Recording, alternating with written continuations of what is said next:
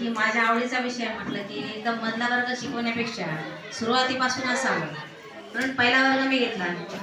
आणि आता यावर्षी बऱ्याच सुट्ट्या मला टाकता आल्या असत्या, परंतु गावातल्या लोकांनी माझ्यावर जो विश्वास दाखवला, त्यांनी 728 मुलं जे झाले, हा विश्वास मला तोडा वाटला नाही आणि मी सुट्टी सुद्धा टाकली नाही.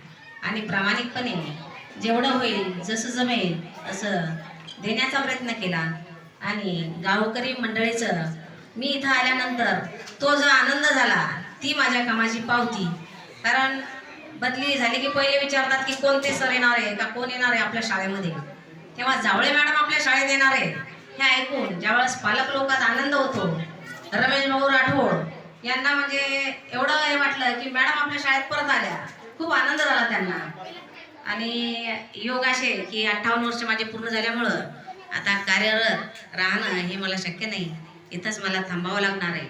सर्व शिक्षक लोकांचं इथे मला खूप सहकार्य मिळालेले आहे आणि प्रत्येकानं समजून घेण्याचा प्रयत्न केला. कधी मी बोलली, रागावली असेल, हसी मजाक करून आम्ही नेहमी एकमेकात खूप मस्त राहिलो. जेवणं सुद्धा सोबत सोबत करायचो आणि एका कुटुंबापर्यंत प्रमाणे इथे आम्ही दिवस घालवलेले आहे. आणि मला म्हणजे एक नंबरची शाळा, ओटीची शाळा असं पुन्हा म्हणेल मी. कारण जाणे पोहायला असं मी आमच्या याच्यामलाही सांगितलं की काकडे सर, तुमच्यासारखे स्वभावावी असणारे लोक माझ्या 32 वर्ष 7 महिन्याच्या याच्यामध्ये तुम्ही पहिले आलेले व्यक्तिमत्व. परंतु असे व्यक्तिमत्व जर असले तर सगळ्यांना स्टॉपला जर समजून घेणारं व्यक्तिमत्व असलं तर स्टॉपसुद्धा मन लावून काम करत असतं.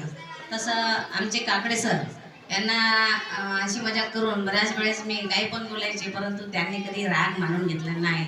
आणि हसी मजाक करून कसा तरी दिवस आपला कसा आनंदात जावा.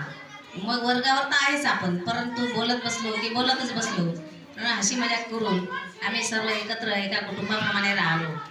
आणि सर्वांचं सहकार्य मला मात्र खूप मिळालं.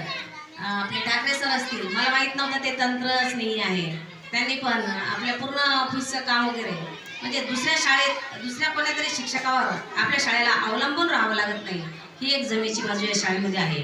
परंतु पालक लोकांना एक सांगेल मी आणि विनंतीची कळकळीची एक विनंती करेल की आपल्या गावातील मुलं इतरांकडे जाऊ देणं आणि आपली पटसंख्या कमी करून वरचे वर्ग जर मोडले तर पुन्हा हे वर्ग इथं शिक्षक मिळणार नाही, याची काळजी घ्या.